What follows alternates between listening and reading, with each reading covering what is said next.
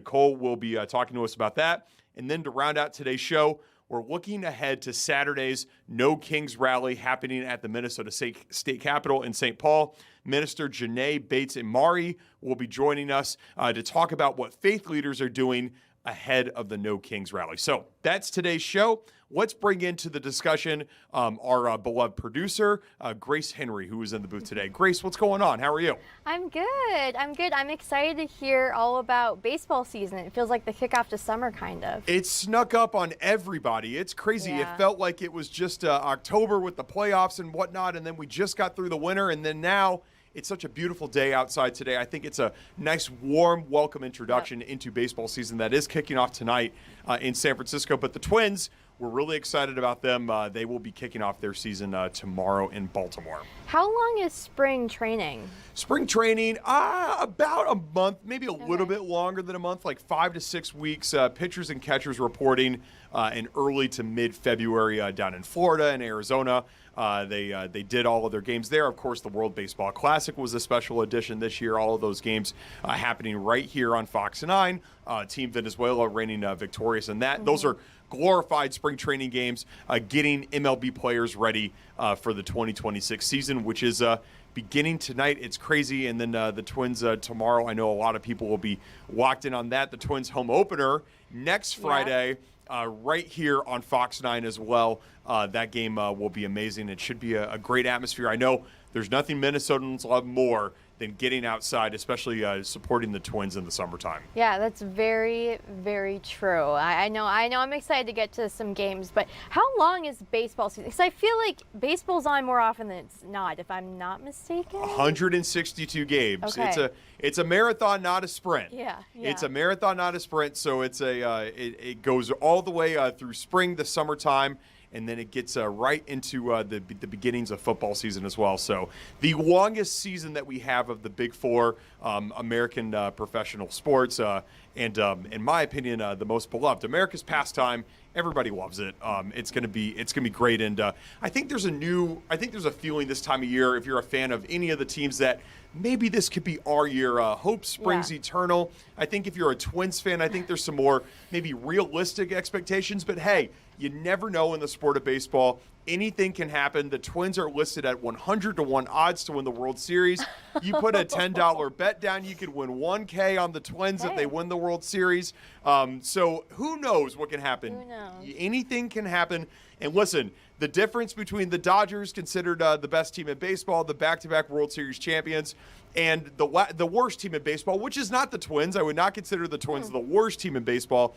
But the difference between the two of them isn't that substantial when you really kind of put it together. These are all professional athletes for a reason, and you just don't know what's going to happen over the course of a season. So lots of reasons to be optimistic if you're a Twins fan. We'll see if Jim Rich is as optimistic out there in Baltimore when we throw it to him after we wrap up this first segment and get into our first commercial break.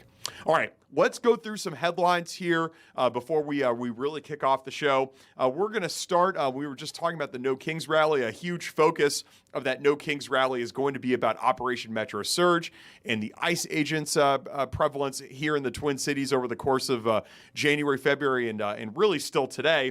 A Minneapolis man is suing ICE, claiming agents dragged him from his truck and detained him for hours back in January. And he is just one among the nearly 80 people taking legal action after the ICE immigration crackdown. The law firm representing them plans to announce the first wave of lawsuits tomorrow. So this is going to be an ongoing story. We just saw yesterday Attorney General Keith Ellison, Hennepin County Attorney Mary Moriarty suing the federal government over a lot of ways in which they were able to gather evidence in the aftermath of the Renee Good and Alex Preddy shootings.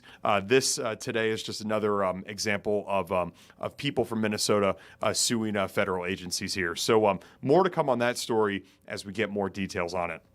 Okay, we're going to stay right here in the land of 10,000 Lakes. The Minnesota Vikings are hoping to host the 2028 NFL Draft. The economic impact from these drafts recently here has been from $100 to $200 million.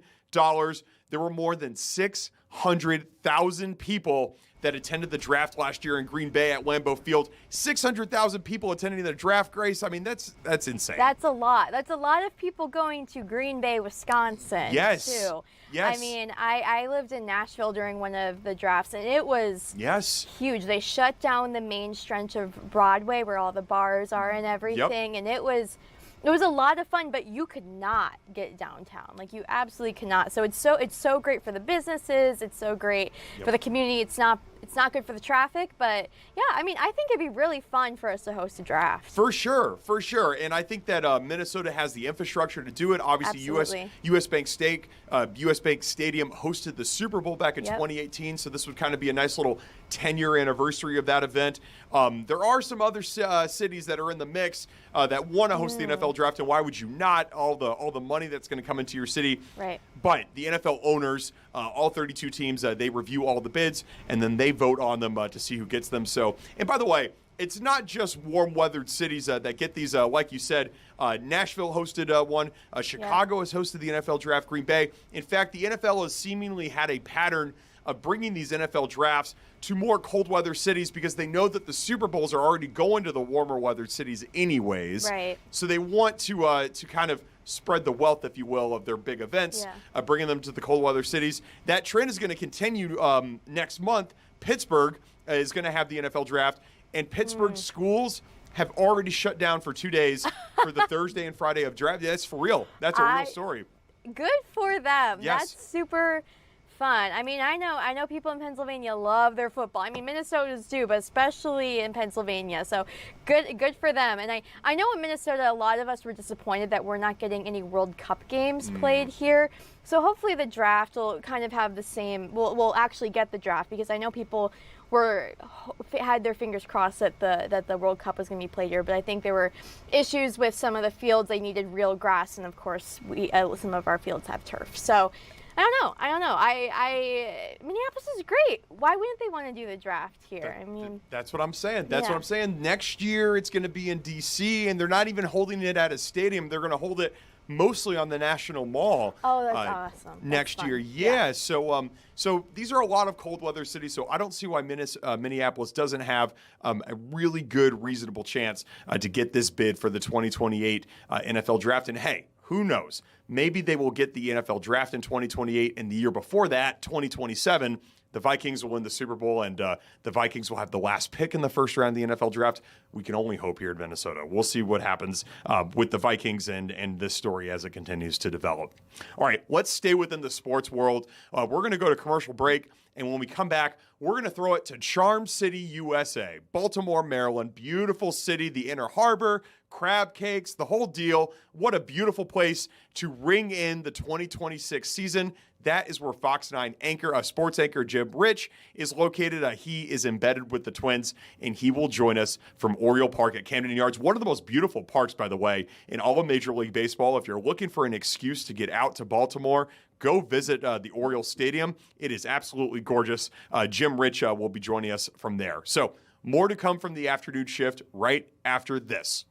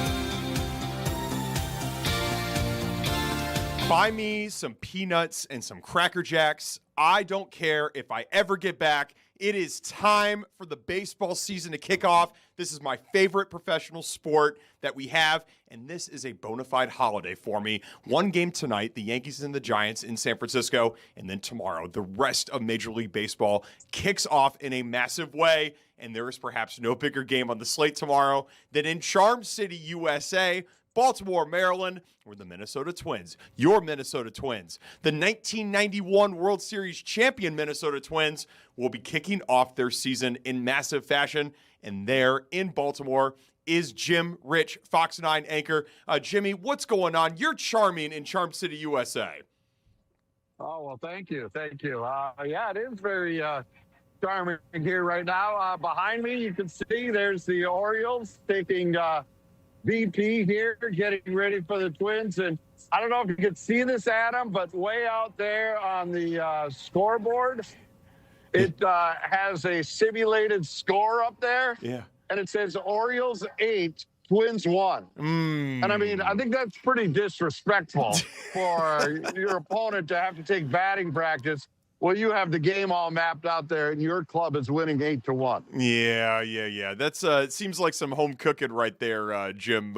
You know, the Orioles, this is my preseason pick to win the American League East. I like Pete Alonso. How does Pete Alonso look out there? Yes, it is. It's a little sleeper pick for me. Well, we'll see. They're going to start out at least 0-1. I know that. So we'll have to see how they bounce back from this 3-game set with the Twins. There you go. The Twins trying to do better than what they did last year. I think they got swept on their opening day weekend in St. Louis last year. So hopefully none of that this year. Hopefully some much more success at Baltimore. Jimmy, I was looking at the odds market. The Twins are 100-1 even to win the World Series. 100-1. A $1 bet wins you $100. You taking that, Jim? You like the Twins? Do they have a chance in October? Absolutely. Everybody has a chance. Taylor Rogers, I was talking to him today in the clubhouse, and when he was here last time with the Twins in 2016, they finished, I believe, dead last, or at least not in the playoff picture. And then the next year they came back and they were a wild card team. So he says a lot of people are writing us off. Apparently Vegas is writing them off already. That's fine. He says, you don't know what's going to happen once these teams cross that line out there. And so we'll see where it goes. But, you know, yeah, it'd be foolish to put a ton of money down, but I'll give them $1. I'll go with that. And I'll take that 100 when we walk away world champions. There you go. Maybe a more reasonable bet here. The over-under market on the Twins, their win total is 72.5. Jim, what do the Twins need to do to get over that threshold? Because you're saying hammer the over, and I like that. But even if you get the over, even if they get 73 wins, that's still an under 500 record. That's probably at best third in the AL Central, right? Oh, yeah. Yeah, no, they know they've got to be above 500 team, and that's really the key all year is to keep yourself at that park. You know, you've talked to when Rocco was here and when now Derek Shelton is the manager. 500 is very critical for baseball. You need to be at that 500 mark to have any shot. You don't even talk about playoffs if you're under 500. And even in the AL Central, which occasionally is one of the softer divisions, and so there's that easier chance to get into the playoffs, they still know that they have to be at least a 500 club before they can even think about the playoffs. So they've got to avoid long slides. They can't have a stretch where they win 2 in a row and then lose 8. They've got to try to maintain just an even keel throughout the regular season. Because if they can do that, they can hang in this, because the division, you know, Detroit's the odds-on favorite. As long as you're talking odds there, you must have their sheet there. They've got to be the pick to win the division. They've spent the most money.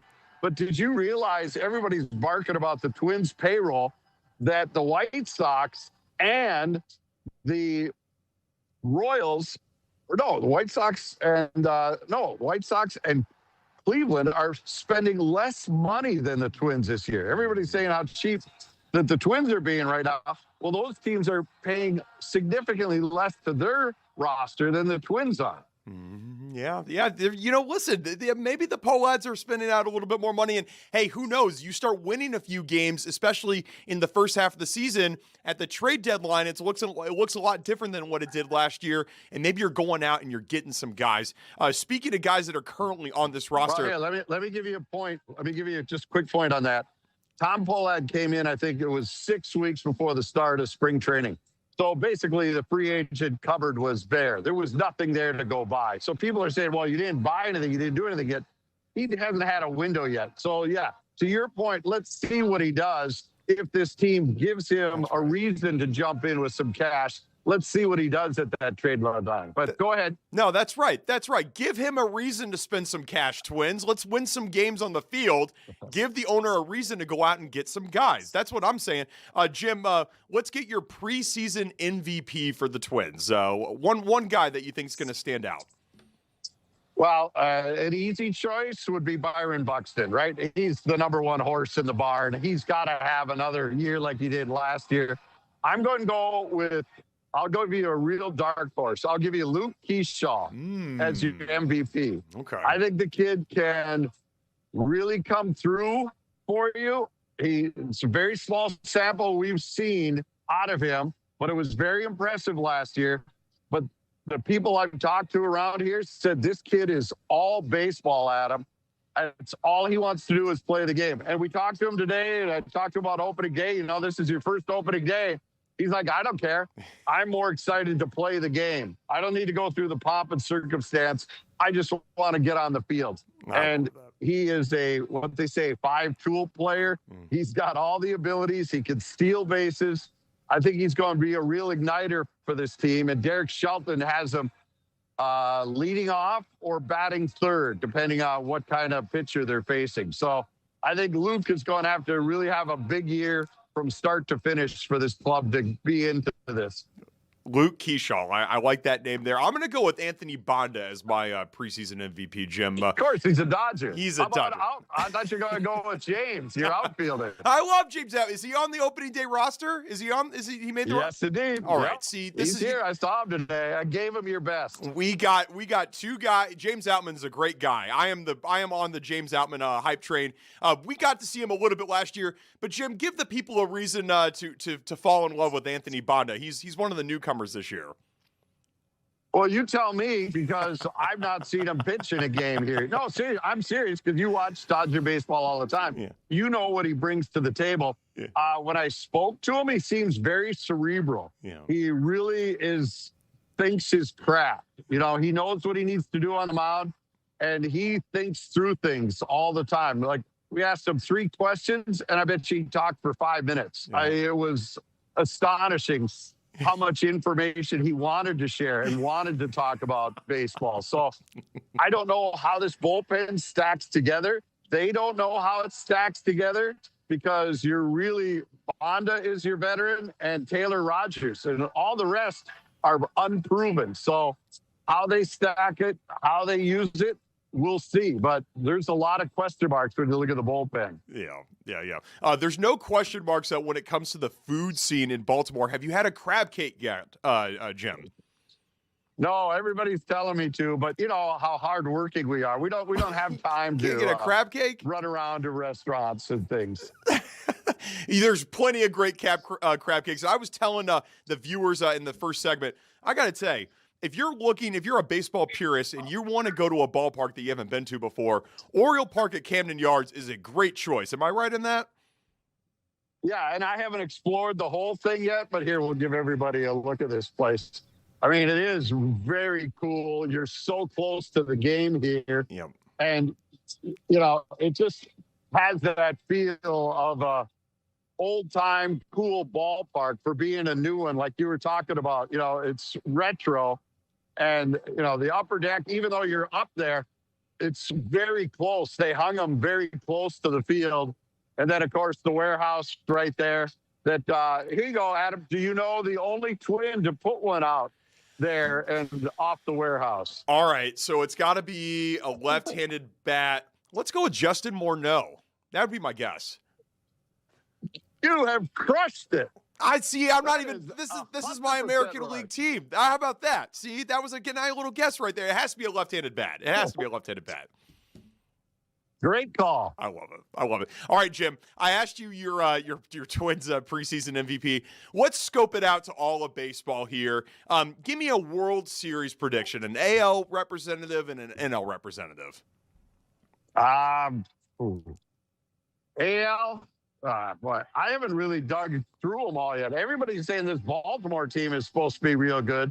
Somebody told me that, like you said, that they're a shot at being the surprise team this year.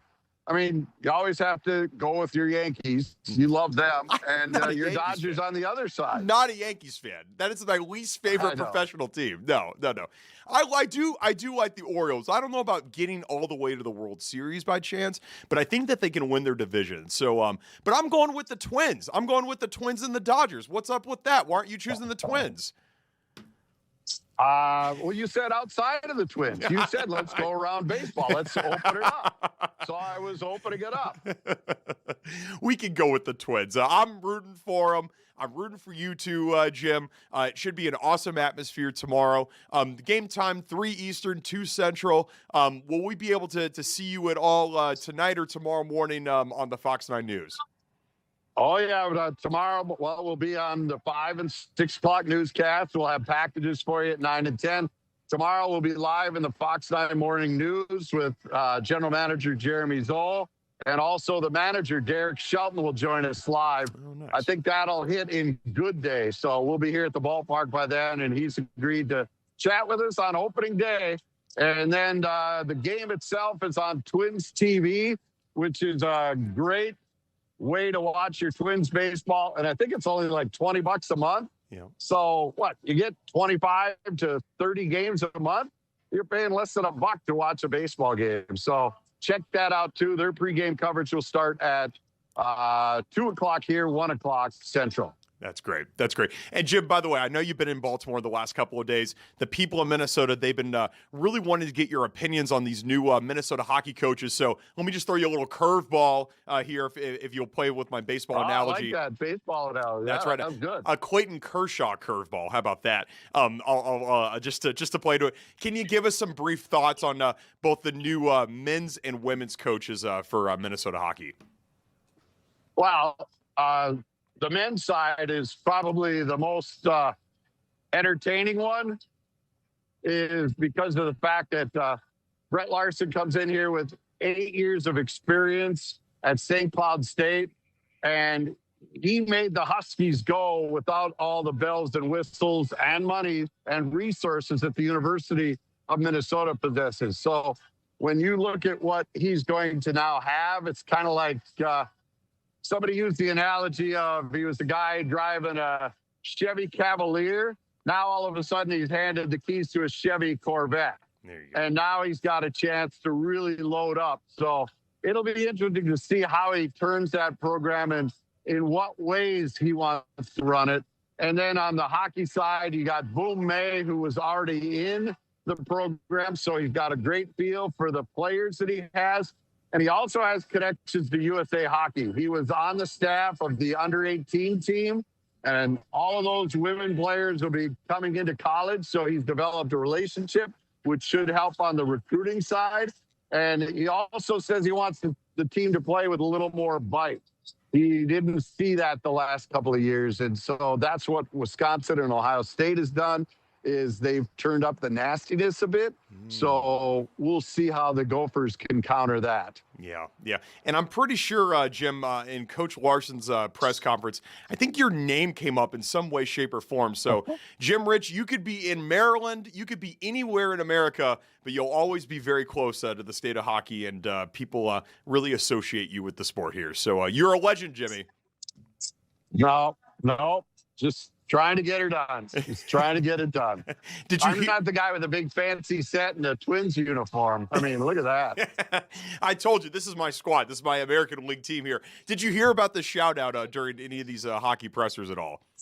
I was texted by several people that it happened. Yeah.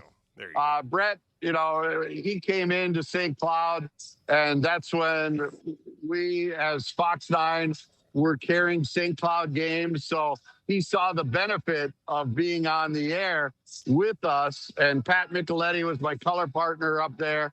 And he said it really helped in the recruiting and the visibility of the program.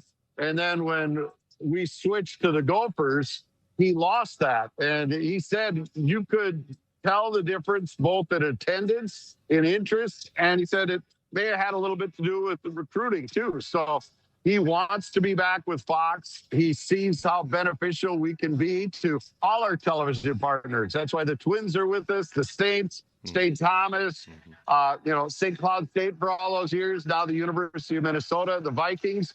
They know how important it is to be over the air and to have that wide reach across the metro, across the state. And so that's what I think he was referring to. So it wasn't just me. He's happy to be back with Fox. Yeah. Yeah. And you're such a valued person here on the afternoon shift. Our ratings just go crazy up every time we have Jim Rich here. That's why I love having you here, Jimmy. Thank you so much for joining us. You're a good friend. Go get yourself a crab cake. Fadley's. That's where you want to go in Baltimore. It's the only place to go get crab cakes. All right. We'll go find some after tomorrow's game. And get some of that Old Bay on the French fries too. Oh, we did have that last night. You're right. That is a good one. That was is a good call. That is good. Jim Rich, live from Oriole Park in Camden Yards, ahead of the Twins' season opener tomorrow against the Orioles. Jimmy, thank you so much. We appreciate it. You bet. Play you. ball. Let's go. Let's get this going. That's right. Game 1 of 162 tomorrow. Now I'm hungry for a crab cake and some Old Bay seasoned fries. If you've got any recommendations in the Twin Cities, I am there tonight for dinner. Let us know, please. All right. We are going to go to commercial break, and when we come back, we're going to do some whip-around coverage of a few live events happening across town. St. Paul City Council, Minnesota House of Representatives committee hearing, Minnesota Senate committee hearing as well. So lots to get to. Stay with us. We're with you until 5 o'clock right here on the afternoon shift.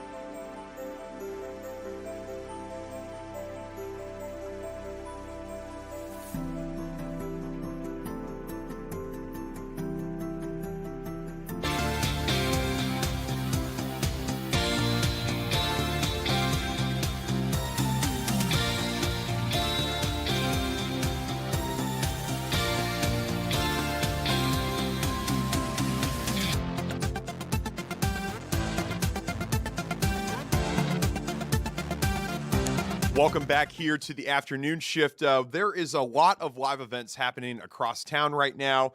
The Senate Transportation Committee is meeting. The House Public Safety Finance and Policy Committee is meeting. So what we thought we'd do here on the afternoon shift is kind of a red zone style, if you'll allow me to be Scott Hansen here. We'll go around, kind of try to see what's happening, provide some context and some explanations, and then maybe transition to a couple more. If I'm Scott Hansen, air traffic control is Grace Henry. This is the plan of action, right? Hey, yeah, sorry, we're running crowd control a little bit because there's a lot of things happening right now. And there's something going on in one of the House committees. We cannot figure out which one it's in around the light rail. But I think what we're going to do is we're going to take you quickly to the Minnesota Senate Committee on Transportation. They are on Senate File 4339, which is modifying certain requirements governing excavation notice. So we're going to take a listen to that and kind of see what's going on and give viewers a little glimpse inside of that while we figure out what's going on with the light rail bill happening in the House. Yes. He and Charles Carson are available for questions. They're from CenterPoint Energy. Testimony from Jake Zillmer. Welcome. Mr. Chair and members of the committee, thank you for the opportunity to testify today. My name is Jake Zillmer, and I serve as a safety manager at Bituminous Roadways in Mendota Heights. I also participate in the Associated General Contractors of Minnesota Workers' Safety and Underground Utility Group. I'm here today in support of Senate File 4339, and I want to thank Senator Hoffman for his leadership. At Bituminous Roadways, our crews are working around underground utilities every day on active job sites across Minnesota. From a safety and operations standpoint, one of the challenges we face is knowing before we start digging that all utilities have responded to a locate request. That's where electronic positive response makes a difference. EPR gives our crews a real-time, clear status of whether utilities have marked their lines or require additional coordination. It eliminates guesswork in the field and allows us to streamline communication and plan work with greater confidence. The reality is, most utilities are already using this system today. This bill simply ensures that everyone is operating under the same expectations and that accurate contact information is available when we need to quickly resolve issues in the field. There is a handout in your materials that describes this national best practice further. From my perspective as a safety professional, this bill is about reducing uncertainty, improving communication, and preventing avoidable incidents before they happen. All right, so we were listening to the Senate. We're going to step away from that, and we're going to go to the Minnesota House Committee where they're discussing the light rail. So stand by, and I'll get that to you guys immediately. Chair Anderson, Representative Anderson. I understand what you're pursuing, but that, I guess my question is, what's the plan? Because if there's a lot of, Hennepin County is looking for a lot of money, you're looking to spend a lot of money. And there's a huge problem with the hospitals, and not just Hennepin County, but North Memorial too, right? And they're looking at increasing sales taxes, and they have a variety of different proposals, many of which we probably haven't even heard about yet. And then this also is $3.5 billion. It's a huge amount of money. They are both big investments. I'm sorry, Mr. Chair. Go ahead, proceed. Oh, thank you. They are both significant investments. That is absolutely true. And the funding that is set aside, the local funding that's set aside for this is not eligible, let's say, to be paid to use on the hospital. Also, I think it is time for a larger regional conversation about what an asset Hennepin healthcare system is to people well beyond Hennepin County, and what a tragedy it would be if it did close.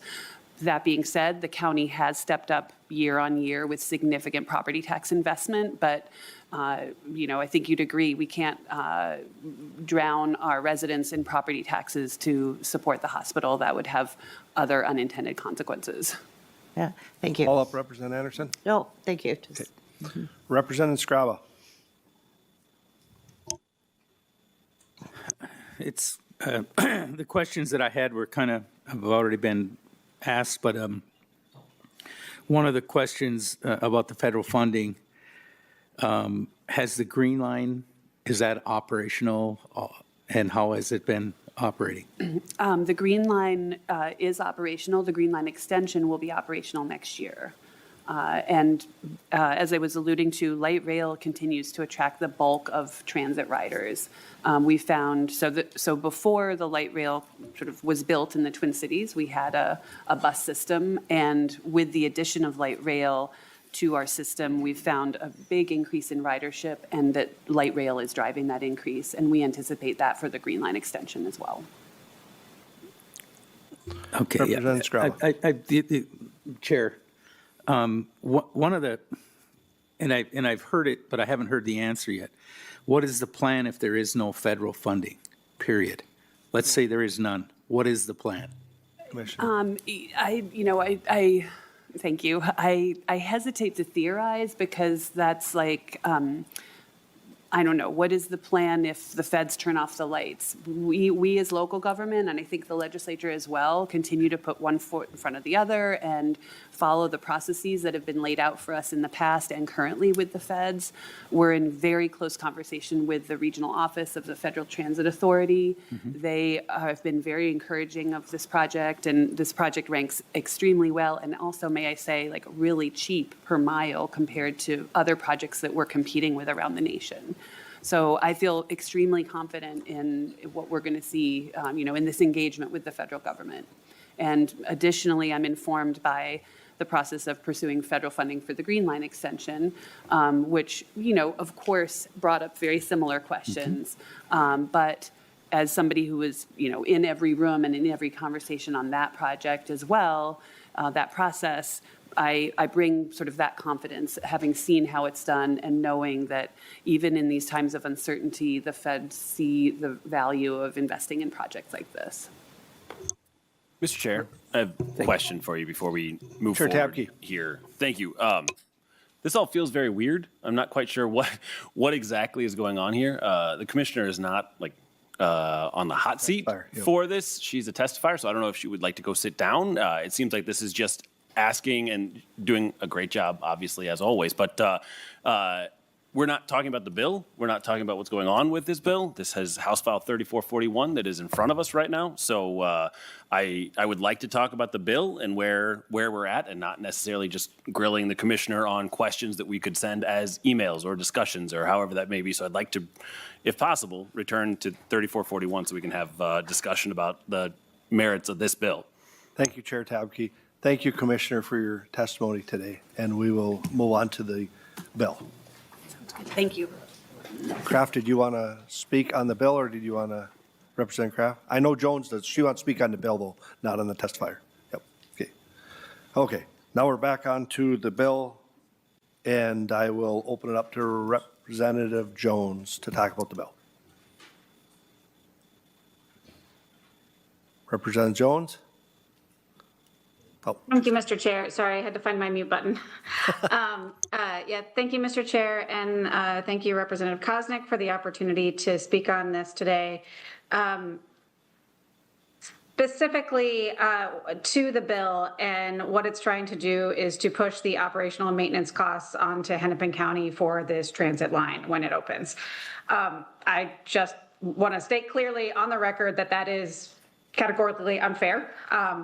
We are trying to build a robust transit system, a system for the entire Twin Cities, and to say that one particular line needs to be covered locally when we have been moving towards a centrally managed system, it honestly doesn't make any sense.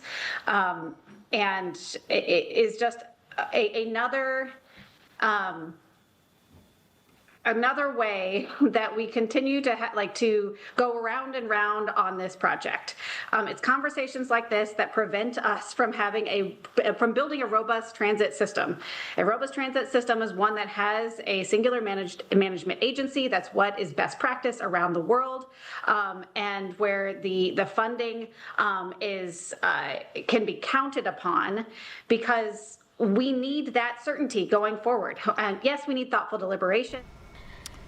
Yeah, that was the House Public Safety. We're not sure which committee that was, to be honest. We were looking for it. Just a little behind the scenes, Paul and I, we comb through what's going on in the Minnesota House and in the Senate every day, but we didn't see anything published online about this, the light rail. So we were just kind of listening to it, and I mean, it got pretty heated in that discussion, as often does discussions around the light rail. So yeah, we don't know which committee that was. I apologize. We were searching for it, but we were just trying to listen to it and gain some context. But it just seems like everyone's kind of at odds about the light rail, the costs, and the all green the line, the green line. Yeah. Yeah. Have you ridden the light rail, Adam? I have, and I've taken it to and from the airport before. I've taken it to Dinkytown and back.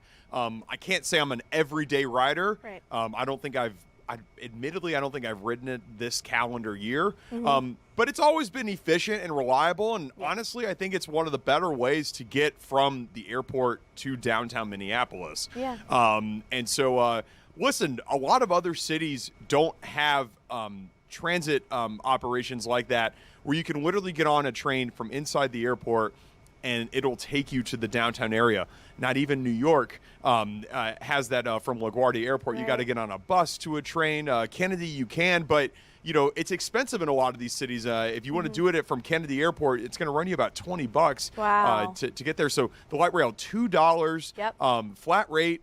You could take it from Mall of America all the way to St. Paul and whatever, Yeah. $2. So it's a very efficient module, but I understand why people want to see it expanded more, Yeah. and why people might be opposed to expansion as well. Yeah, absolutely. I mean, they're working on getting expanded to the burbs. I mean, here in Eden Prairie, I don't know if you've seen, like, if sometimes going to lunch, I'll see them testing some of the light rail cars, and it is a big cost. I mean, millions and millions of dollars, and you know where that money is coming from, and the project has been delayed for months, and I think everyone's a little bit confused, and there's a lot of frustration about it. So as we get more information about the House file that was being discussed, and of course as more talk around the light rail continues, we'll bring that to you. But yeah, I think let's move on to our next segment. Yeah, absolutely.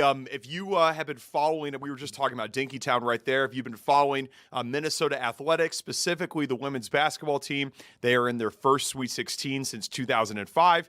They are flying to Sacramento to take on the UCLA Bruins, the #1 seed in their respective region. Minnesota women's basketball super fan. You know her as Blanket Lady. If you've been to a game at the Barn, you've seen her around with her blanket. She really does rally the team, gets everybody's spirits together, and there's a little bit of a superstition and luck involved with that blanket as well. We are so fortunate to be joined by Blanket Lady coming up right after this commercial break. Don't go anywhere.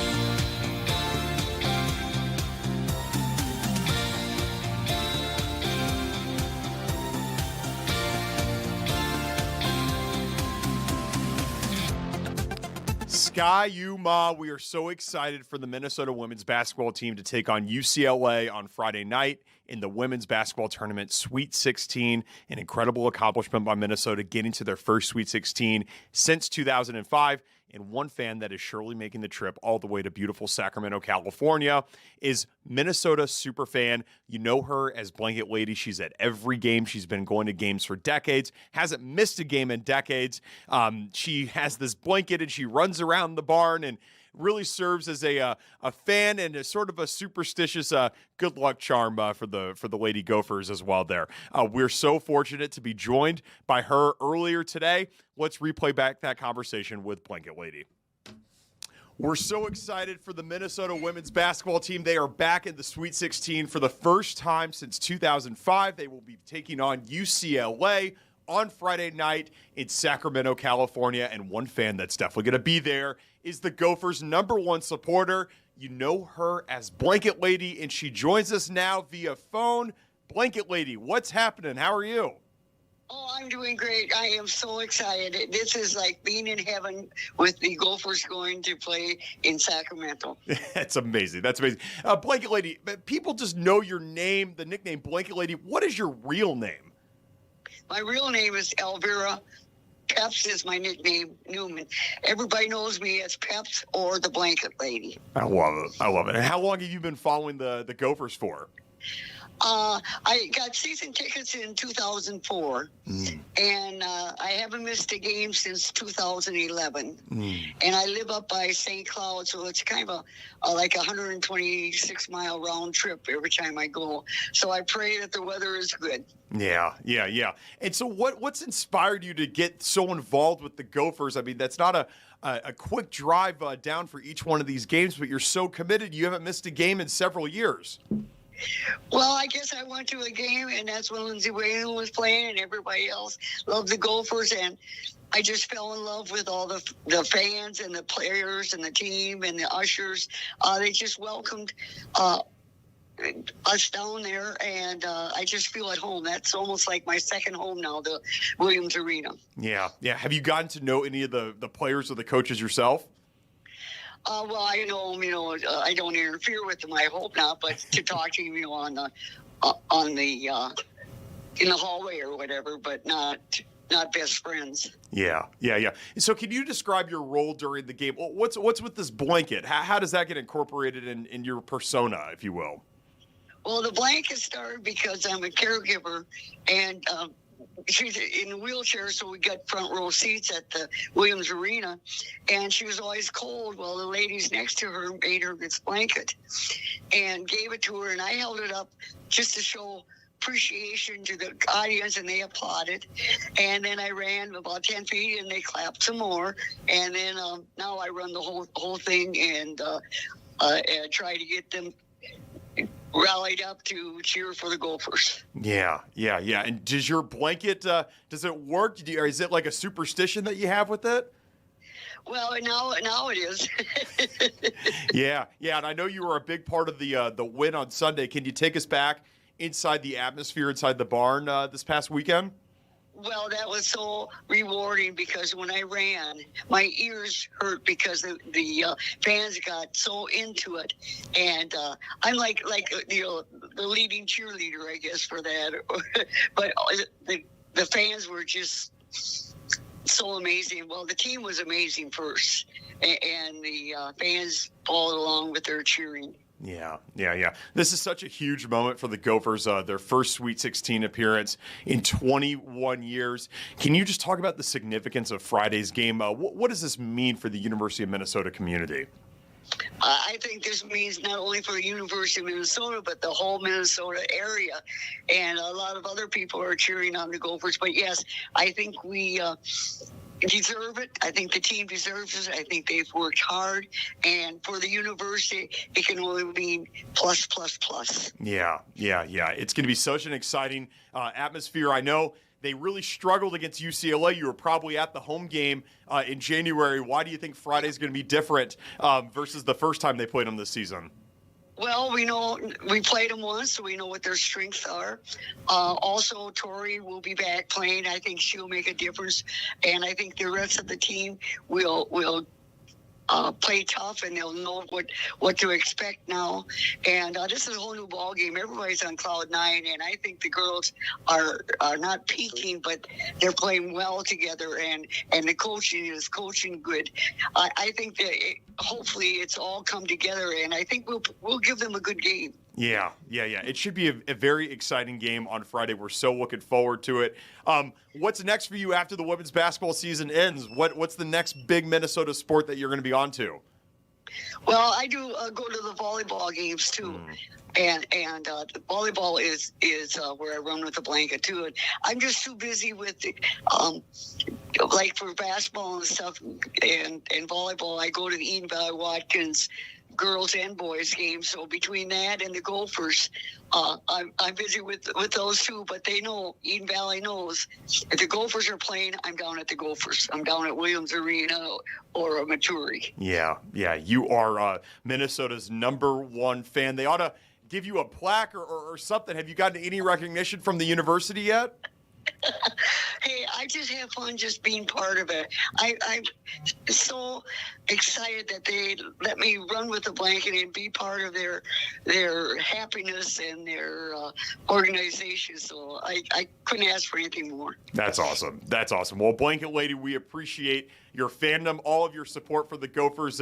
What are you most looking forward to when you get out to Sacramento?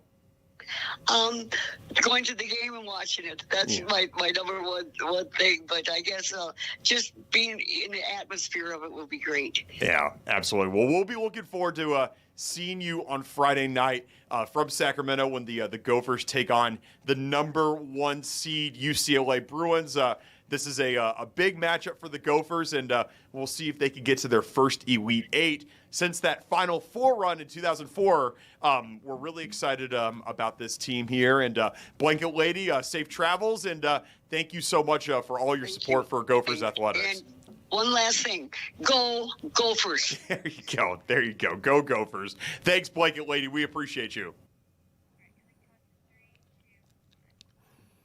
How can you absolutely not love Blanket Lady? I mean, know. My goodness. She is absolutely iconic. You haven't been to the barn, have you? I have not. No, I didn't make it to a game. I know. It's a shame, but she is iconic. And I wanted to fill people in a little bit more about her before we get to our next segment.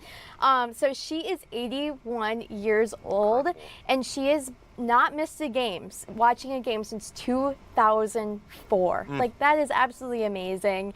And she actually used to play basketball. Now, she was part of a barnstorming team that she formed called the Arkansas Gems. Okay. And she played 140 games per season. And during one of those games, she scored 108 points herself. All right.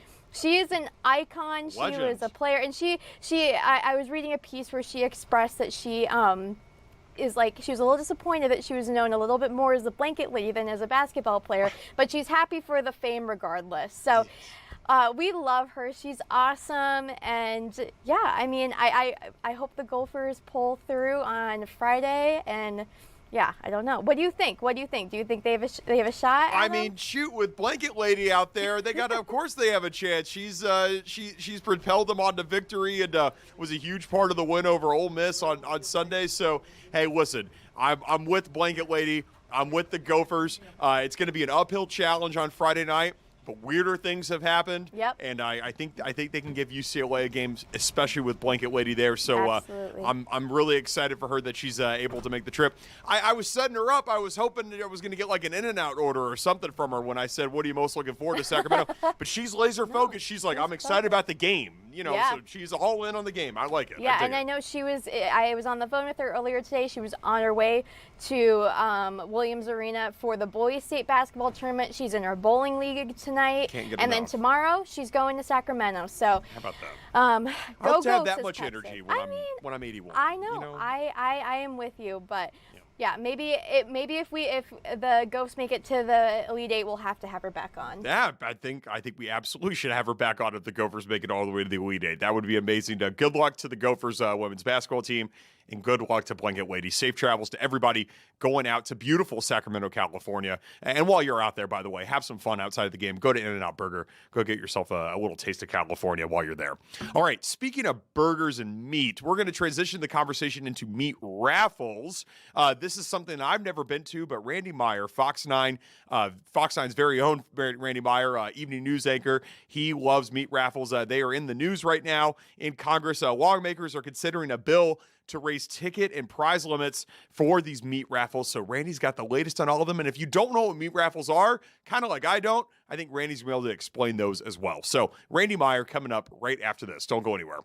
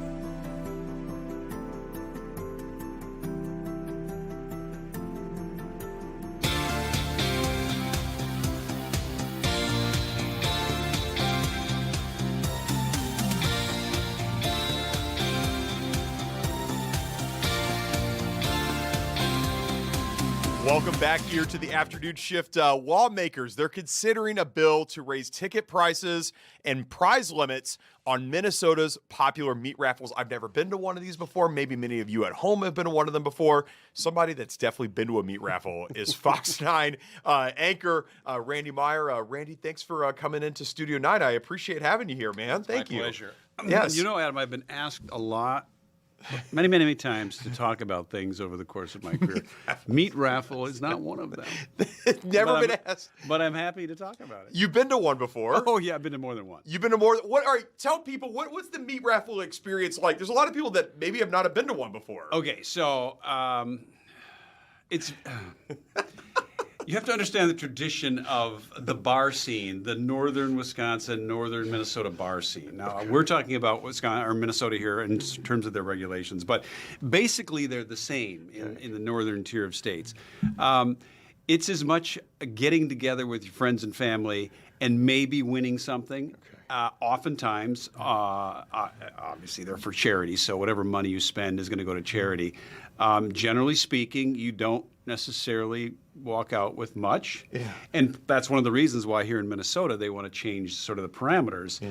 You know, $2 a paddle and a $70 max for a prize is nothing if you know anything about meat prices these days. But anyway, what's it like? I will tell you about my experience. The one that is most memorable to me. We went to a bar in Wisconsin on snowmobiles. Wait, and you we got there via snowmobile? Yeah, I got there via snowmobiles, and it was our lunch stop, and there was a meat raffle going on. And my wife loves meat raffles. She doesn't even eat meat, but she loves meat raffles. Go figure, right? So we pull up. In Wisconsin, the parameters are a little bit more liberal. So I think it's like there's an unlimited, there's no max in terms of what the major prize can be, and it's $5 a paddle. When you say a paddle, is that like the price of admission? It's literally a paint stir stick with a piece of cardboard on it or paper on it, and you have a number. Yeah. And then they have a big wheel, a big ticker wheel, and they spin the wheel, and if your number comes up, it's often can be associated with the type of meat, or they have a meat table. Okay. So if you're one of the lucky ones, and then there are several rounds. Yeah. And each round you got to buy a new paddle. Yeah. So let's say for round one they spin, and somebody's number comes up, they get to make first pick on the meat table. And they get it. They're going to go for the ribeyes, sometimes big, in Wisconsin, some big slabs of tenderloin, hams. It's fresh stuff, I'm sure, yeah. too. It's fresh. Yeah. And it's actually, if you win, you're going to win something, and you get a choice oftentimes. You can get boxes of steaks, like little sizzler steaks, boxes of brats. Brats are big in Wisconsin. And it's just fun. It's just good old-fashioned fun. Yeah. But it originates. I mean, did you dig into how it originated? No, I don't know the backstory. So I came armed with some info. Okay. And this is interesting because there are cultural roots to this. Okay. It is a Minnesota and Wisconsin bar tradition. Okay. Pretty much relegated to those two states. They think it started somewhere in Germany, Czech, maybe Republic, in the 1800s. Yeah. Butchers would bring their wares to the bar to show off what they had for sale in their butcher shops. Yeah.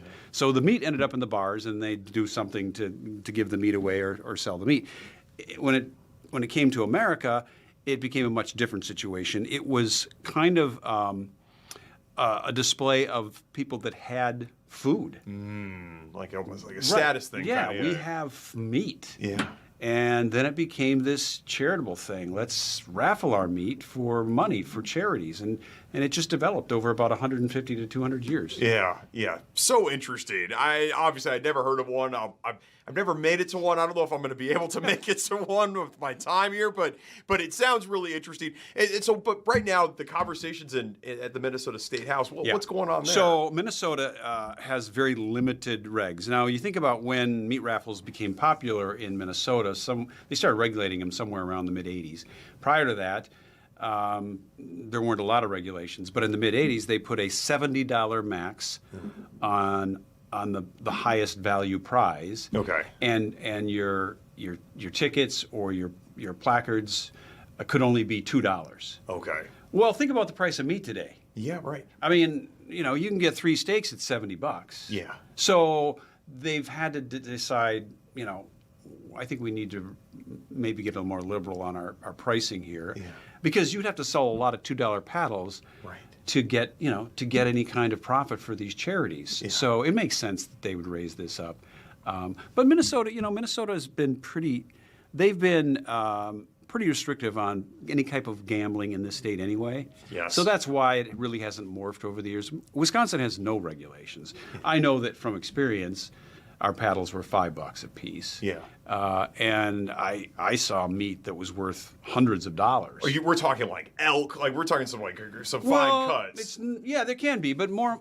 Yeah, you can get a big slab of beef tenderloin, which could be $100 in a grocery store or more, right? Yeah, so you can get stuff like that over in Wisconsin. Big boxes of brats. Yeah. Any of that stuff's worth more than $70. Yeah. And so with the price of meat and where charities have gone. Minnesota is trying to sort of deregulate that a little bit and make it a little bit more profitable for the charities. Do you consider this gambling? I mean, is this actually gambling, a meat raffle? Legally speaking, no. Yeah. Because it's going to a charity, and I think there are some other ramifications that take it out of the gambling realm. Yeah. I guess in some ways it is a game of chance because you're either buying a ticket and they got to call your number, or you're getting a paddle. Buying a paddle and then they got to spin the wheel, and so it is a game of chance involved. but the legality of it. When we think about the type of gambling that's pretty commonplace in today. Yeah. This is nothing. Is nothing. This yeah. is just good, clean fun. Right. And you might come out of it with a nice meal or two. Right. Yeah. Right. I know now charities are kind of pushing because they're the ones that are. Yeah. If there's a loser in this case, it is charity because they be getting less money. When here. you think about it, yeah. I mean, if the max prize can only be $70, now you also have to remember that during a meat raffle there are several rounds. Yeah. So there's a lot of meat out there. Okay. The goal is to get as many paddles purchased as you can. Right. First of all, you got to pay for the product. Yes. Right. A lot of it gets donated, though. I will say that. A lot of the up north locker plants and different places, small grocery stores, will donate the meat to some of these charities. So the overhead gets low. But yeah, it's fun. Good, clean fun. Yeah. Yeah. Now, so when you win your meat, does it go in a refrigerator or you just sit there drinking with it? Let's get back to the last experience that I had. So we actually won some pork chops. Okay. Some good old-fashioned pork chops, and we're on sleds, so this is crazy to we me. just bungeed them to the back of the sled and rode on home. Yeah. And that's what people do. Are there bars where people can only get there via snowmobile, like in the wintertime? Is that like a thing? I think if you could only get there via snowmobile in northern Wisconsin or northern Minnesota, you probably wouldn't survive because they do want traffic year round. But there are many bars in both states where it's easier to get to them on a snowmobile than a road. Yeah. And so if you're out, here's kind of it's either the UTV trek or the snowmobile trek in the wintertime, and it's. Some people say all they do is drive from bar to bar and drink. That's not really the case. They will drive, a route and may stop at various northern Wisconsin or northern Minnesota bars, but a lot of times just for lunch. Maybe you'll have a Pepsi or something like that, and then you keep going. Kind of thing.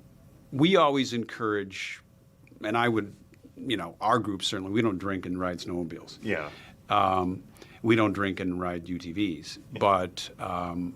There is a pastime up there where people do that responsibly. Yeah. But a lot of times it's just a way to socialize and get from one place to another in the beautiful environment of the northern woods, and it's very popular. Yeah, and sometimes if you're at a meat raffle, you'll just bungee your meat to the back of it. Bungee the meat to the back, or if you're going to a meat raffle on purpose, you'll take your cooler. Yeah. And you throw it in the back of the truck or the back of the UTV, and away you go. Yeah. Is this sanitary, this meat raffle? It's just like, I'm just envisioning just meat just sitting on a table. Well, Adam, back in the day, they would hang meat for days and weeks. So how bad can it be? I suppose, yeah. I will tell you. Seems very old school to me, yeah. It is old school. That's what makes it great. Yeah. I mean, look at 1800s. That's when it started. Sure, so, yes, yeah. Yeah, no, it's, I've never been poisoned. Okay. And a lot of when I've gone, especially in the wintertime, the meat is often frozen. Yeah. So, and it'll stay frozen. Yeah. It's fine. I bet it's those fine. I bet those bratwursts are good in Wisconsin. Oh, yeah. I like a good bratwurst, but I'm only used to the store things. Though this is next level. Scotty is known for its brats. Okay. Yeah. Okay. Scotty, that's a nickname for Wisconsin. Yeah. Scotty. Yeah. Okay. And you got to kind of be there to use that term. I can't. I well, you can't can use it if you're in there. I feel like I can't get away with that. If you're across the border and you're in Wisconsin, you can say, "Hey, this is Scotty." Are you You're more of a Scotty guy than a Minnesota guy, and I understand you have a job here in Minnesota. So I wouldn't necessarily say that anymore. I've lived in Minnesota far longer than I lived in Wisconsin. Okay. So I think there's a tipping point there. Yeah. My sports allegiance to the football program, but that's really University of Wisconsin, the Badgers, and the Packers. And the Packers. Right. Okay. But other than that, I'm a Twins fan. I'm a Wolves fan. Yeah. And I raised my family in Minnesota, so I would say it's a very fine line between where my allegiance lie. Yeah. My relatives, my parents still alive in Wisconsin, and I have a cabin in Wisconsin. So, yeah, there's still a very deep connection to the state, but I literally have lived here the better half of my life. Yeah. I just eating a bratwurst outside a Lambeau Field. I just think that there's something to good. that. Yeah, but not in December for me. I would go to a game in September or October, but Yeah. only the diehards are there in December and January. I will tell you, though, that when people are tailgating at Lambeau late in the season, it doesn't matter whether it's December or January or whatever it is, there's still brats on the grill. Yes. There are still brats on the grill. That's the thing. Yeah, yeah. Are you grilling tonight? Speaking of meat raffles in the warm weather, is this something that you get into? Are you a grill guy yourself? I do. You know what? I've gotten real comfortable with what's known as a Blackstone. Okay. It's more of a griddle kind of thing. Yes. Instead of an open grill, and that has become my go-to now. Okay. Is the Blackstone. But yeah, we do a lot of that, especially at the cabin in the summertime. That's almost every meal has some connection to the Blackstone or the grill. What's the specialty that Randy Meyer makes? I'm good with fish. I can do fish on the Blackstone really well. And then you know, brats are good on the Blackstone. Yes. And we do steaks.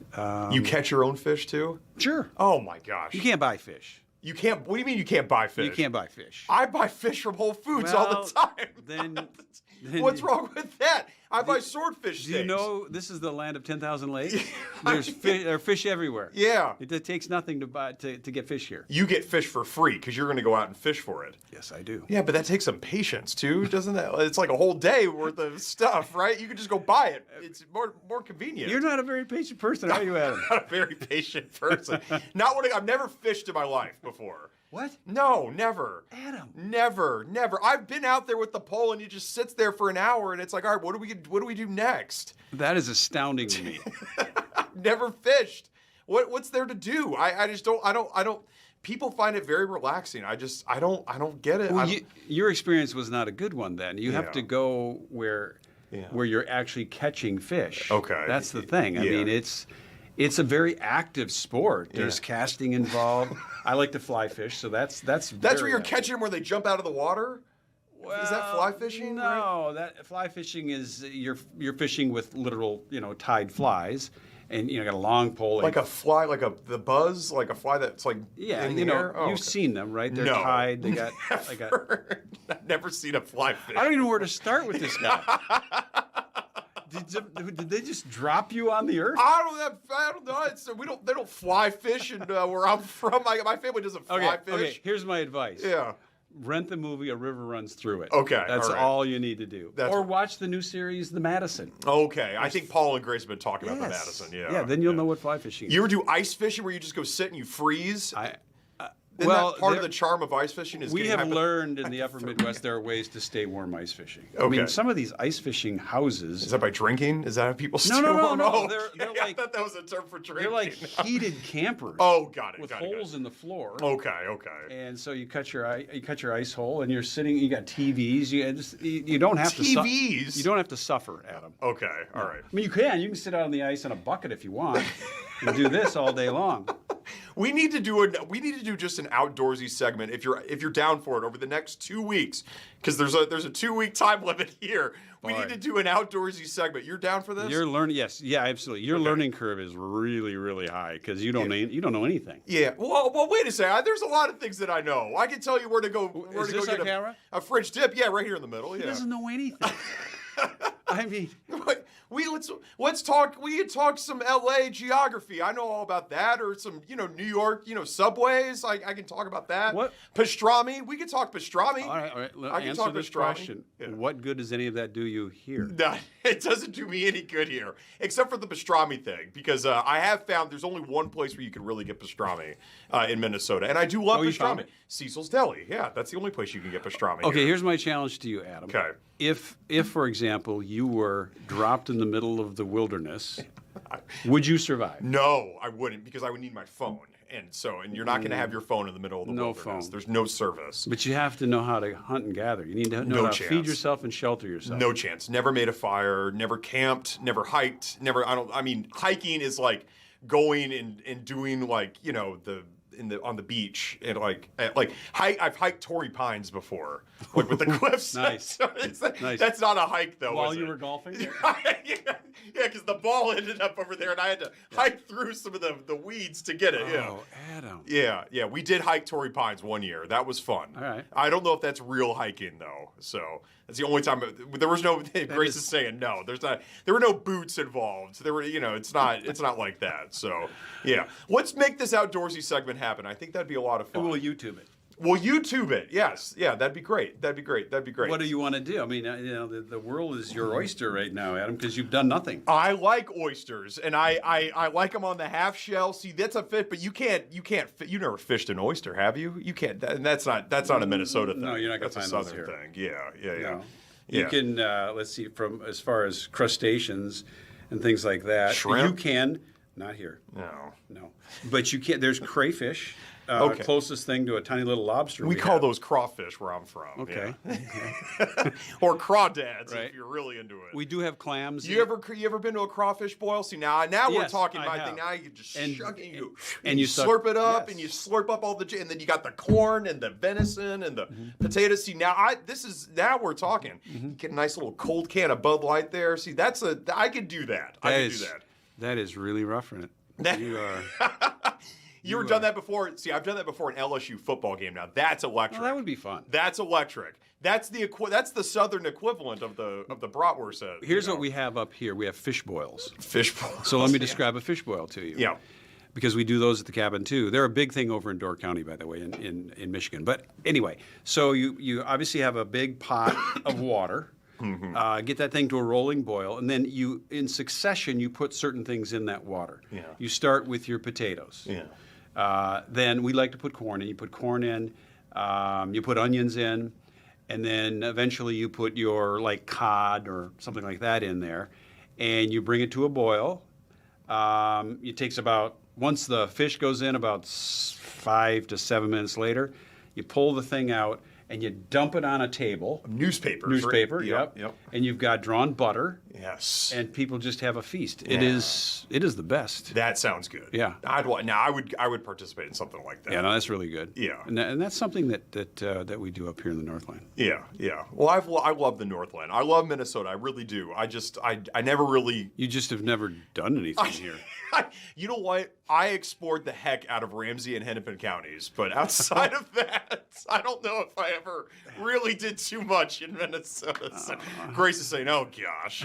So, Randy, we do appreciate you. We learned a lot about meat raffles with you, and this is a hot button issue. I mean, this is a real thing affecting real lives for people. And they're gonna fix it. They are. I mean, they can't. They can't not, because those limitations are just too restrictive with the price of meat today and everything else. So yeah, it'll be one of those great nonpartisan things they do at the state legislatures. That's right. That's right.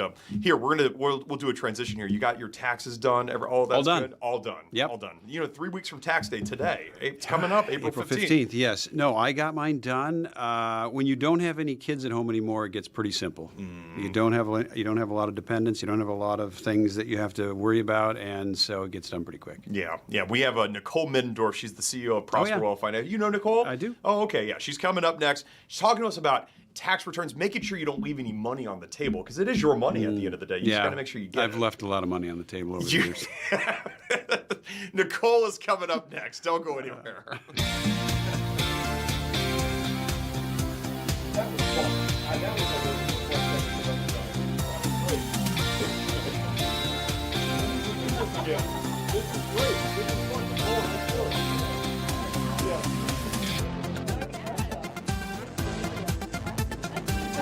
Did you watch any of that, or? Oh, okay. Raffle, got it too.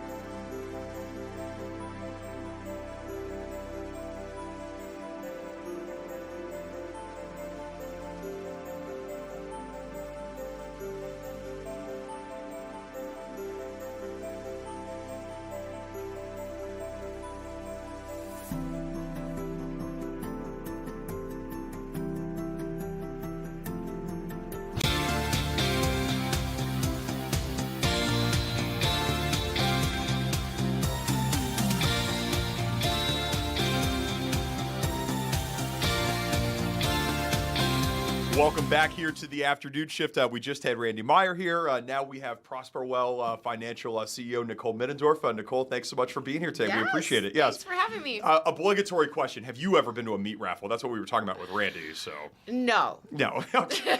Yeah. You're like me. I'm like, nah, I don't think that's for me. So yeah. I mean, I eat a lot of meat. Yeah. I love steak, Yeah. which is really hard. Like I'm hearing it's not very healthy. Yeah. Trying to eat less, but I'm a huge protein person. Yeah. But I've not been to a meat raffle. I maybe need to add that to my live it list and check it off. Sure. I'm with you. I don't know if that's for me. Something that's on everybody's list right now. It's tax season officially. 3 weeks from tax day, Wednesday, April 15th. It's a great time to talk to you. It's a great time to talk about taxes. I know the big thing that we want to talk about are unclaimed taxes for people. A lot of people leaving millions of dollars on the table, frankly. So let's get into it. What exactly are unclaimed tax returns? So it's money sitting out there, and this affects 1.3 million people.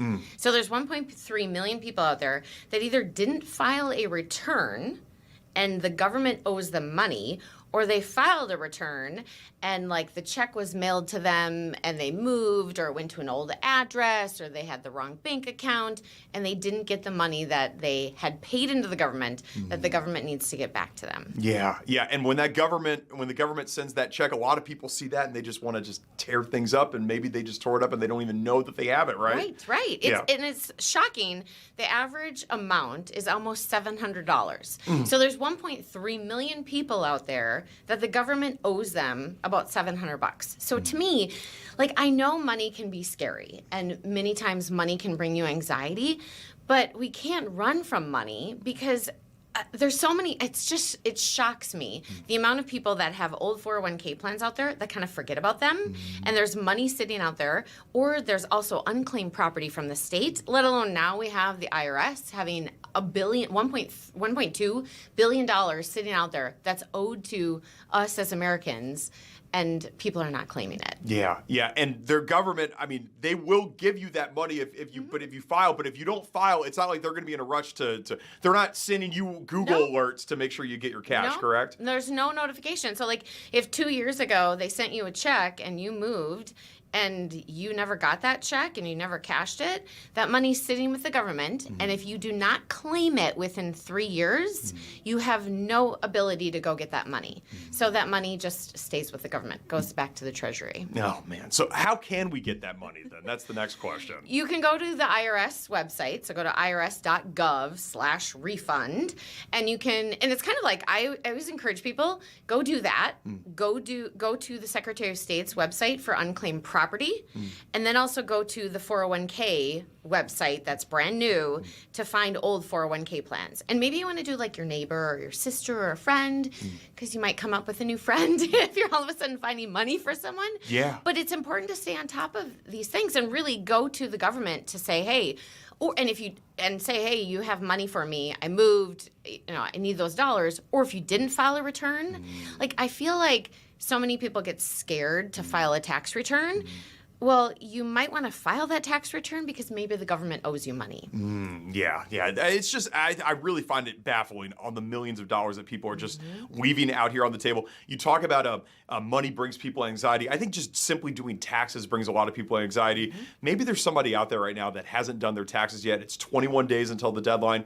Is there reason to be feeling the heat right now, or is there still time to get it done and get it done promptly and whatnot? Yes. I mean, get it done. Like, go see your CPA, go to, sometimes you can do the tax return yourself if it's very, very simple, but I'm a huge advocate of having a CPA. Like if you have investments or if you have a business or if you have property, you want to have someone else do your tax return because there's so many different intricacies and things out there that you do not want to miss. Because a lot of this money sitting out there is from tax credits that people really didn't truly understand and didn't know that they're getting money back. So the important thing is get over your anxiety, go see a CPA, and the CPA was going to tell you like, oh, you owe X, dollars, or hey, great news, you're getting money back. Yeah. Now, the other thing too is if you get money back on your taxes, that is not a good thing. Because what does that mean? Yeah. Let's say you do your taxes and there's money sitting here, you do your taxes and the government's telling you get $1,000 back. What have you done? You're super excited, right? That you're going to get $1,000. You're like, oh my God, what trip can I go on? Or how can I spend this money? Well, first off, if you have credit card debt, you should pay it off. But second, you shouldn't get a refund. Yeah. Because what have you done? You've given that $1,000 to the government the whole year, and what did you get for it? No. Nothing. You got no interest on that. Nothing. Yes. And so it's like ideal world is that you have to just pay in a little bit. So that's where you want to look at your withholding. What are you giving to the government every single paycheck? Because you don't want to give them too much money that you're getting a refund back. Getting money back from the government, it's not a good thing. So if you are getting a tax return and they are giving you back money, that's not a bonus. That was your money all along. Right. That's not the government giving you a free handout. Correct. That was your cash that you fronted them. Yep. And you weren't getting anything in return for it. And you could have had that money sitting in a money market account all year, earning 4%, 5% roughly on that money. If you have a credit card then, let's say you have credit card debt and they're charging you 18% interest or 28% interest, that is extra money that's been going out the door. So it actually costs you money to give your money to the government and then to give them that money back to you. Like, why would you do that? It doesn't make any sense. Getting a refund is not a good thing. Yeah. Is it okay if you file your taxes and then it turns out that you actually may owe a little bit more? Is that an okay problem to have? Yeah, it's totally okay. Yeah. I've done my corporate return, but I'm waiting for my personal return, and it's always like, oh, goodness, like how much do I have to pay in? It's because so many variables and so many things happen, but it's not a bad thing that you have to pay into taxes. But that's where if you're having to pay in a lot, or if you're getting a lot back, that's where you need to go and look at how much am I withholding, or if you're paying in quarterly estimated taxes, how much are you paying in, and do you need to pay more? And that's why it's so important, if your income is variable, to connect with your CPA in the middle of the year and kind of the end of the year saying, okay, where am I? Should I pay in more? Because the other thing, too, is there's penalties. No. If you're not paying in enough to the government, they're going to penalize you. But you're also you're penalizing yourself if you're paying in too much and then you're getting money back. Yeah. Can you get more into those penalties? Because I feel like that's a word, people kind of get freaked out when they hear about tax penalties and whatnot. Maybe dive into that a little bit more. The biggest IRS penalty is, so if you are over the age of 72, so once we turn 72, we have to take money out of our 401k plans or our IRAs, our retirement accounts. Yeah. We're basically forced to pay taxes. And if you do not take the right amount, or if you don't take anything, it is a 50% penalty. Oh. That is the highest penalty from the IRS. So that is like, be really, really careful. Yeah. When it comes to income taxes, it's generally a 6% penalty, but that's nothing usually to like, oh, it's not that big of a deal. Like, why would you pay more money if you don't have to? Yeah. Oh man, I think the tax stuff for a lot of people gets really complicated. I think your advice of going to see a CPA is a really good thing. There's plenty of CPAs at Prosper Well Financial, I'm guessing. Yeah. We don't have CPAs in house, but we work very closely with CPAs, and we refer people to CPAs all the time. Yeah. Because we technically can't give tax advice.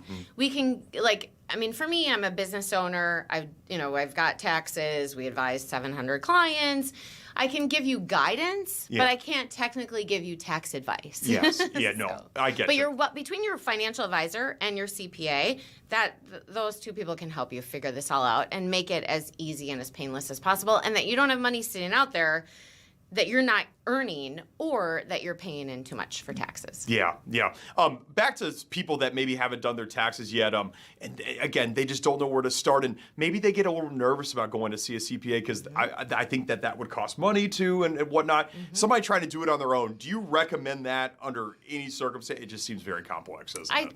I don't, because the tax code nowadays is so complex, and there's little things. So there's so many times that I really advise people to have a really good CPA. Like, that's why when someone comes to us and is a new client, I'm like, do you have a good CPA? Yeah.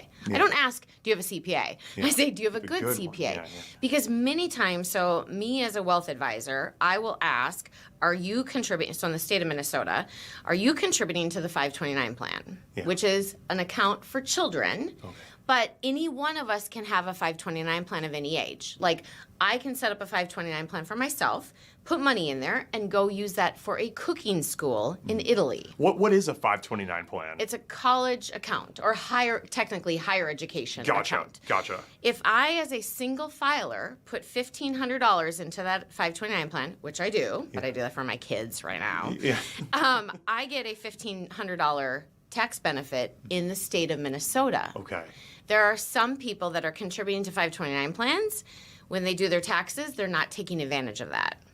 And so that's where, to me, why would you not go spend money and have a good CPA and pay them? Yes. It's just like having a financial advisor. Like, why would you, to me, sometimes people are like, oh, the fees for investing. Yeah. You've always got to look at the net. Like, what is your true net cost? Because I'm totally okay paying 2% if I'm going to make 12. Yeah. I'd rather pay 2% and make 12% than pay 1% and make 6. Right. You've got to look at, like, what are you netting? Yeah. And so if you're spending money on a CPA, like I got my bill and I'm like, oh my goodness, it's so expensive. But it's so worth it because they're making sure you're not missing something of a tax credit, a deduction, and just being very thoughtful of your planning. Because I'm all about, let's pay our taxes, but let's not give a tip to the government. It's not necessary. Absolutely.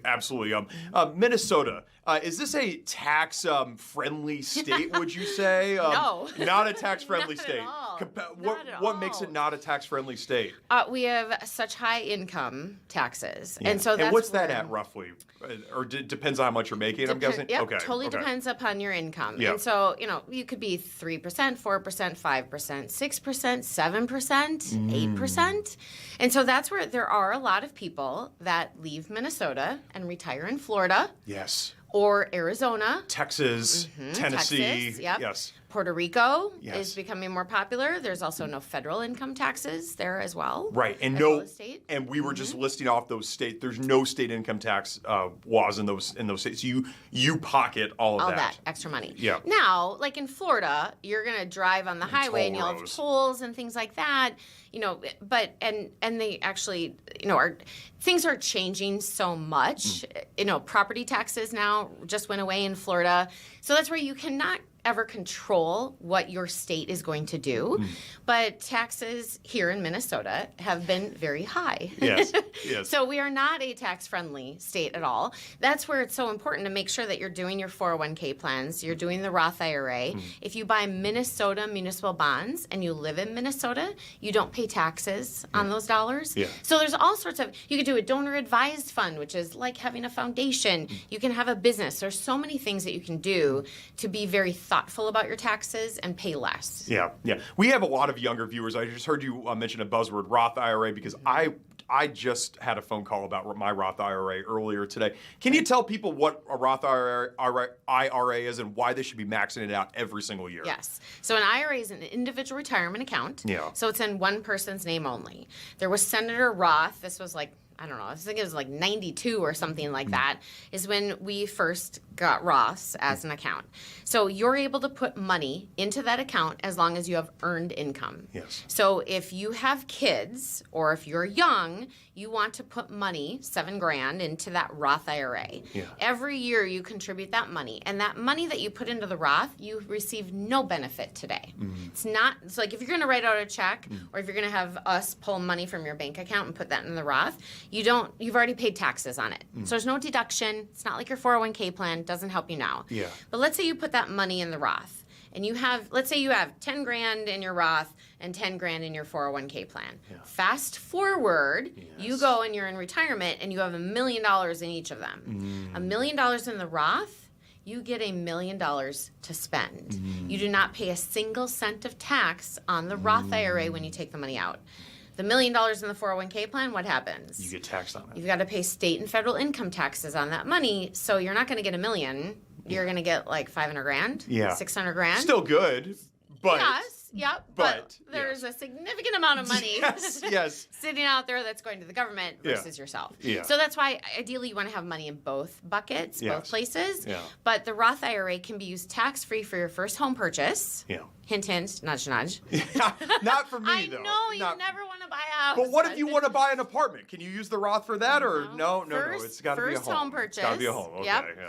First home purchase. I mean, it could be a condo, but first home purchase, you could use it for higher education. Okay. Or you leave it in there for your own retirement. Sure. So it's the easiest way. Which is when you hit 70 or 50. It could be whenever you want. Gotcha. Whatever age you want. Gotcha, Yeah, whenever you want to be done working. But generally, the Roth IRA is going to be the last account that you're going to pull from because you'd rather have $1 million in this Roth than $1 million in your 401k plan. You generally want to use those other dollars first. Yeah.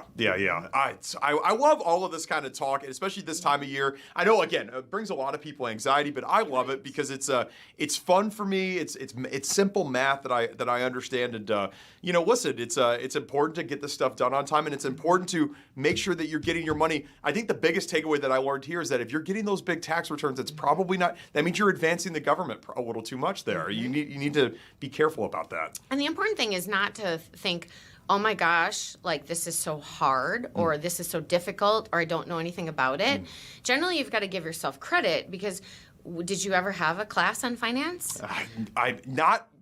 Not X's and O's with taxes. No, we did not. No. And so, I mean, my daughter, who's a sophomore, she's the class of 2028, is the first graduating class in the state of Minnesota that's required to have a financial education course. Okay. So now kids are starting to have finance at school, but otherwise, the rest of us, we didn't learn this stuff. So give yourself some grace and say, like, okay, it's okay. There's never a dumb question when it comes to your money. Yeah. Meet with a wealth advisor, meet with your CPA, ask these questions because the small things that you can do can make a huge impact in your future. Yeah. And it's those small changes that you could do every single day that could just totally transform your life. Yeah. Nicole Middendorf, the CEO of Prosper Wealth Financial. Nicole, thanks so much for being with me today. I really do appreciate it. Of course, anytime. Awesome. Thank you. We'll have more to come from the afternoon shift right after this.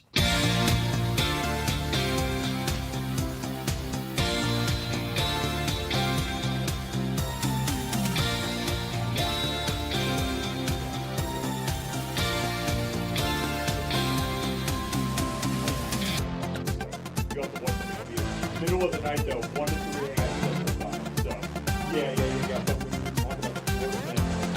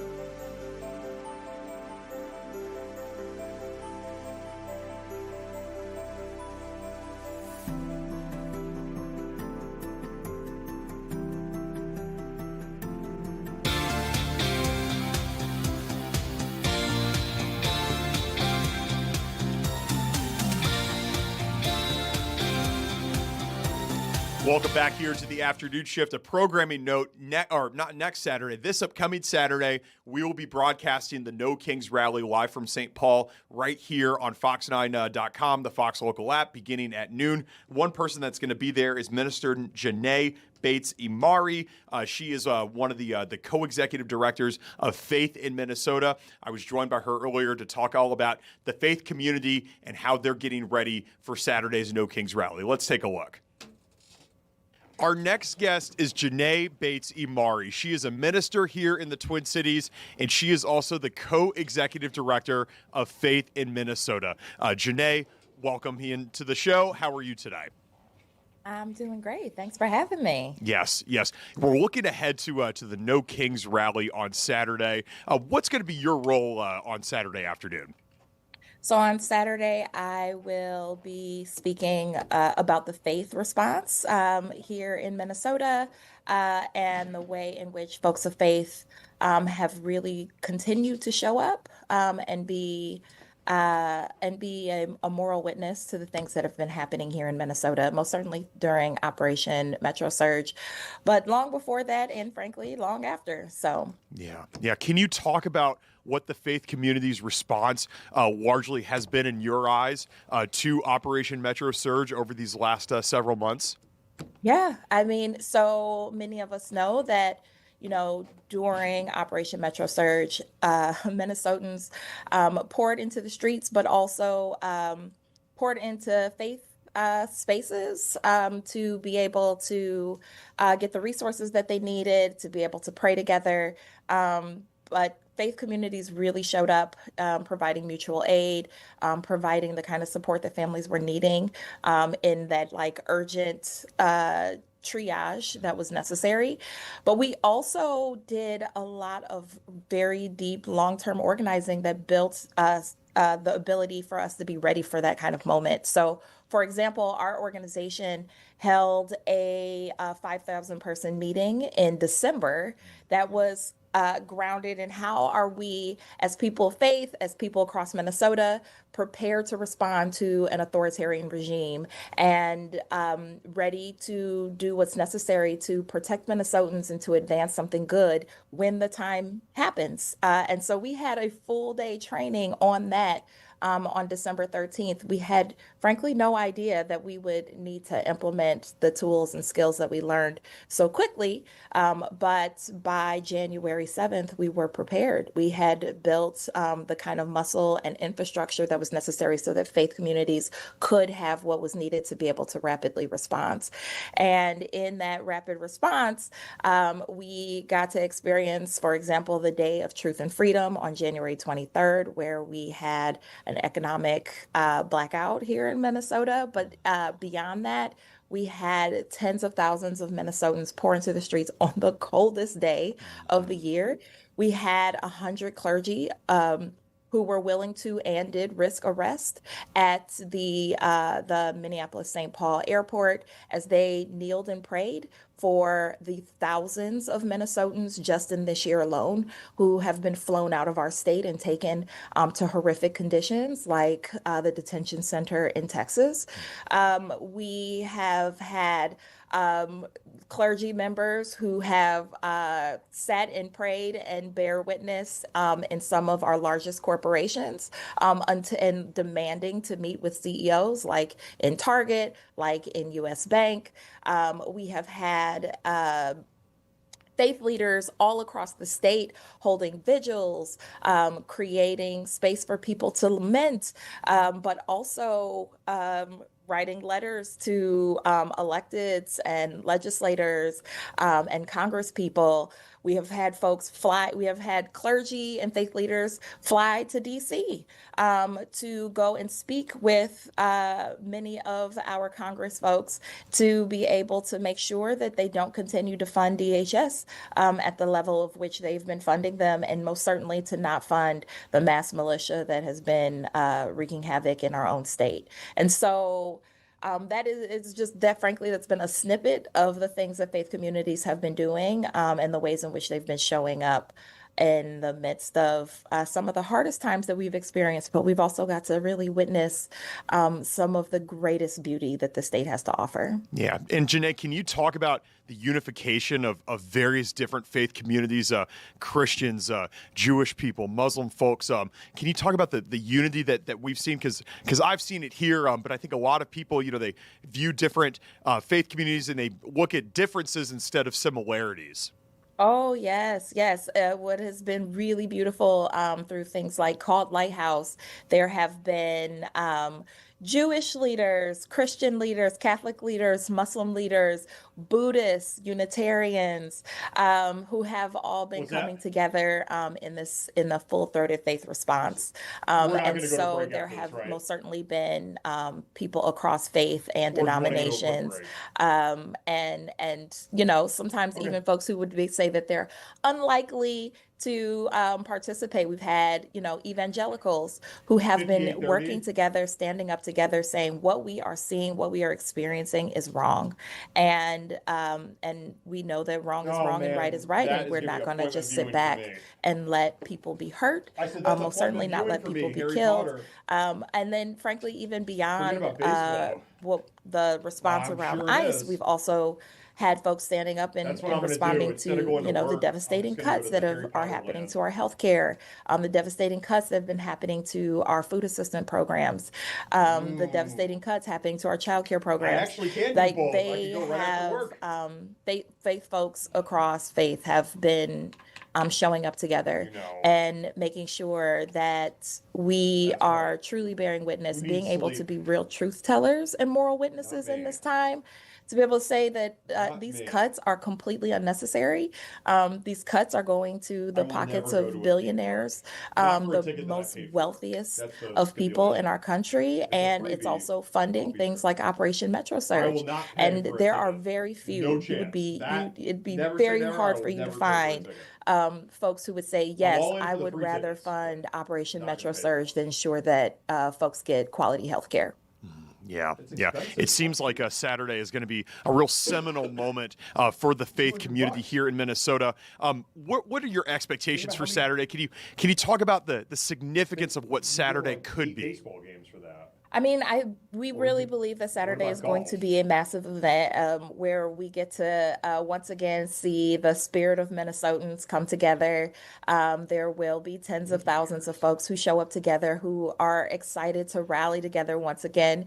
The last time we had tens of thousands in the streets, it was negative 32 degrees. It'll be nice to be in a net positive.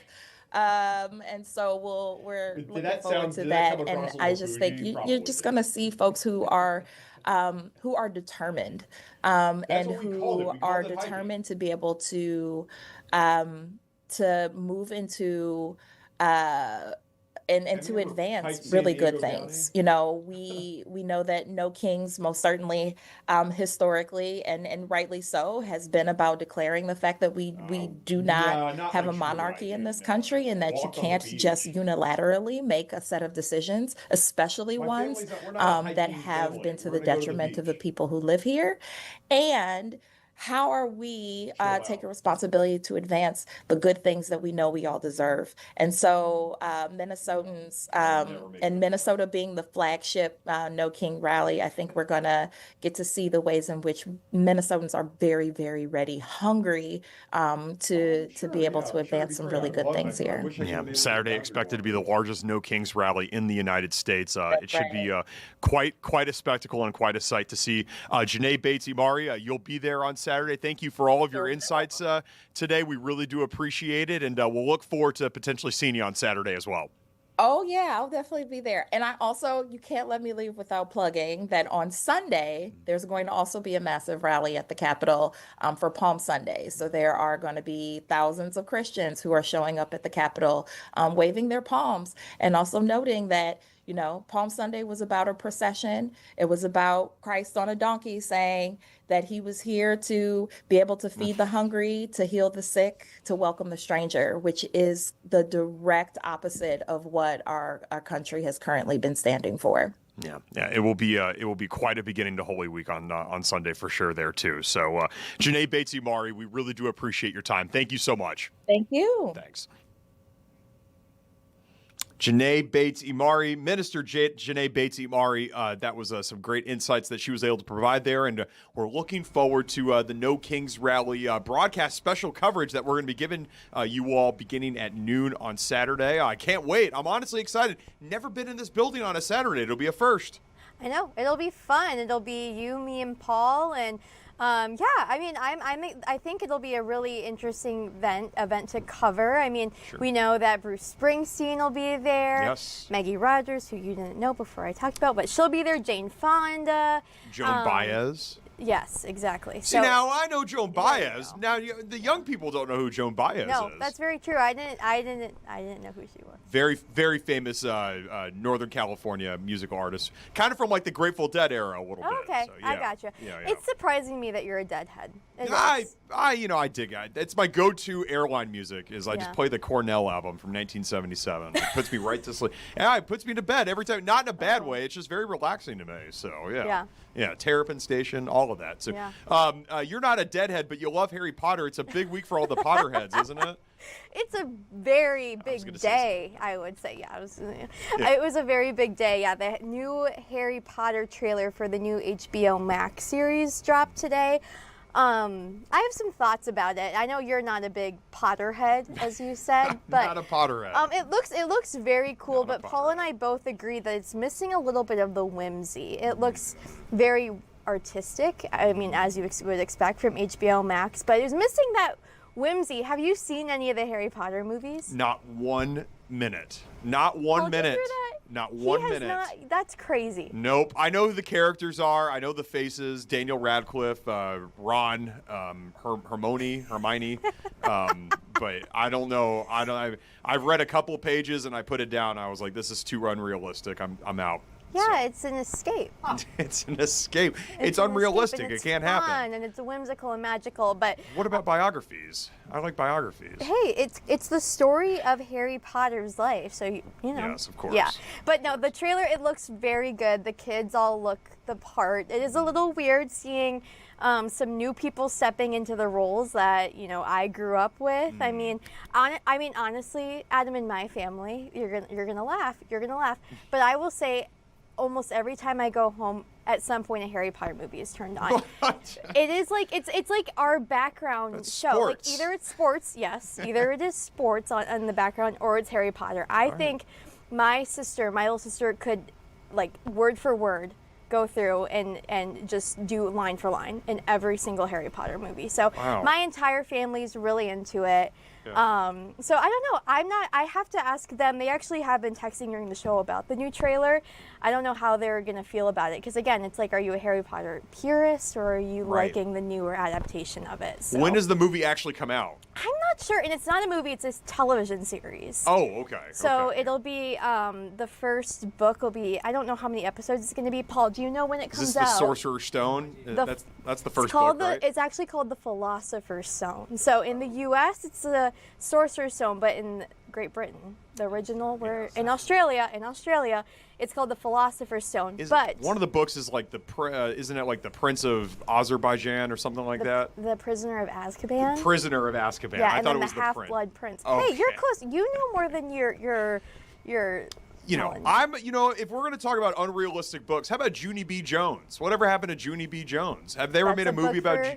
Yes, they actually have made a movie about Junie B. Jones. Yeah. All right, I like Junie B. Jones. What about Magic Treehouse? Did you ever read Magic Treehouse? No, Magic School Bus. Yes. Yeah, Magic School Bus. Yeah. Miss Frazzle. Miss Frazzle. Yeah. That's exactly right. Yeah. Well, we've got just a little over 30 seconds before the 5 o'clock news. I can see it's Karen and Kelsey. Why don't you sign us up for the day? Karen and Kelsey will be taking you to the 5 o'clock news. But in the meantime, it's been an awesome little Wednesday here at the afternoon shift. Beautiful weather outside. Beautiful conversation that we had here inside